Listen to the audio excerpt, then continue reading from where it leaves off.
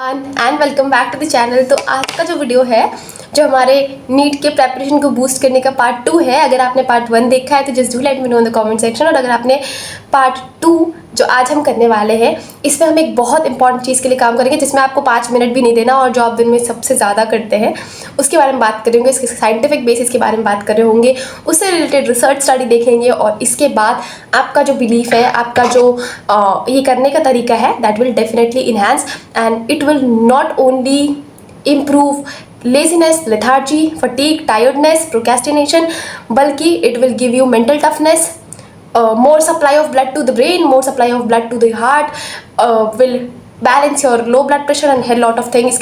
इसके जो इफ़ेक्ट्स हैं। तो आज जो हम बात कर रहे होंगे वो है एक बहुत इंपॉर्टेंट चीज़ के बारे में और वो है वाटर। सबने सुना है कि जल ही जीवन है ना? हम सब ने सुना है, पर क्या हम इसको वैल्यू करते हैं? देखो एक बात समझो, आज मैं तुमको वाटर की पूरी स्टोरी सुनाती हूँ। वाटर कहने के लिए सिर्फ H2O है ना, लेकिन हमारी बॉडी, अगर आप फिजियोलॉजी के टोटल बॉडी वाटर के हिसाब से देखेंगे तो अगर आप टोटल बॉडी वाटर वाला कॉन्सेप्ट जानते हैं तो फॉर अ मेल बॉडी, अगर किसी की बॉडी मेल की बॉडी है तो male body is entirely made up of 60% water, जिसमें खुद प्रोटीन्स और कार्ब्स वगैरह जैसे मिनरल्स और ये सब चीज़ें रेस्ट 40% ही है, but only your entire body का 60% is made up of water. अब एक इंपॉर्टेंट चीज़, मुझे बस आंसर बताना कि क्या तुमको कभी लेथार्जी फील हुआ, फटीग फील हुआ, टायर्डनेस फील हुआ, नर्वसनेस फील हुआ, पाल्पिटेशन फील हुआ, मतलब दिल दबड़ दबड़ हो रहा है, ये सब चीज़ें फील हुई? और क्या तुमने उस दिन नोटिस किया कि तुम्हारा उस दिन का पानी का स्टेटस क्या था? क्योंकि जब हमारी बॉडी डिहाइड्रेटेड होती है तो हमारी बॉडी एक चीज़ बताना चाहती है कि प्लीज़ पानी पी लो, प्लीज़ प्लीज़, क्योंकि एक जो लेथार्जी, जो lack of concentration, lack of focus, ये बहुत ज़्यादा कॉन्ट्रीब्यूटेड है हमारे वाटर से, बहुत ज़्यादा। तो आपको जो नीट प्रेपरेशन के पार्ट 2 में एक चीज़ समझने की ज़रूरत है कि अगर हमको अपनी प्रेपरेशन बूस्ट करनी है तो besides your study the second most important thing is hydrate your self enough. उसके ऊपर, वाटर के ऊपर बहुत सारे रिसर्च वर्क्स हैं।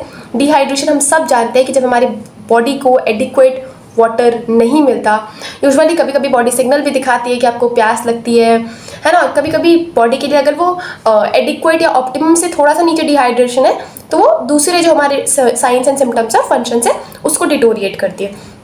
ठीक है, ये हमारे पास इंपॉर्टेंट चीज़ है जिसमें एक आता है ये लेथार्जी, फटीग, जो हम सब जानते हैं, लेजीनेस, मेंटल फटीग।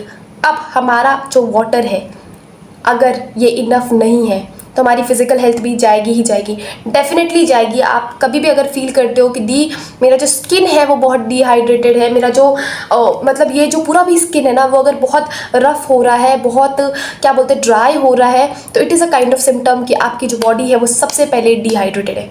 ठीक है, दूसरा इंपॉर्टेंट चीज़ जो हमने यूजुअली जिन बच्चों को डायरिया और वॉमिटिंग जो अभी फ्रीक्वेंट हुआ है या टाइफॉइड जैसी बीमारी हुई है उनके लिए स्पेसिफिकली एडवाइज्ड है कि आप बहुत सारा पानी अभी भी कंज्यूम करें, क्योंकि आपका फोकस, आपका जो लेजीनेस, आपका जो वीकनेस है वो कहीं ना कहीं वीकनेस के साथ डिहाइड्रेशन भी है।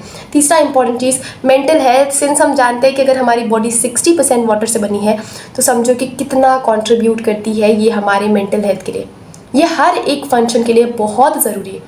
ऐसा यूजुअली कोई सेल नहीं है हमारी बॉडी में जो डिहाइड्रेटेड होके एकदम ऑप्टिमम और एडिक्वेट अमाउंट में काम कर सके, समझ रहे हो? तो this is very very very important.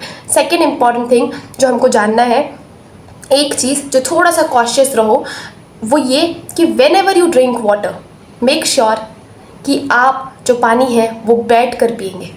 हमेशा पानी बैठ करके पिएंगे ताकि वो अच्छे से बॉडी में जाके एब्जॉर्ब हो सके, ना कि सिर्फ वो बॉडी में जाए, स्टमक में जाए और बस मतलब यूरिनरी सिस्टम के थ्रू वो फिल्टर होके निकल जाए।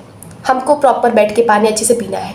Hydrate your body. कोशिश करो कि अगर आप कहीं भी रहते हो आपको ऑन एन एवरेज हर 1 घंटे पे, हर 1.5 घंटे पे कम से कम अपनी बॉडी में थोड़ा थोड़ा पानी जाने दो।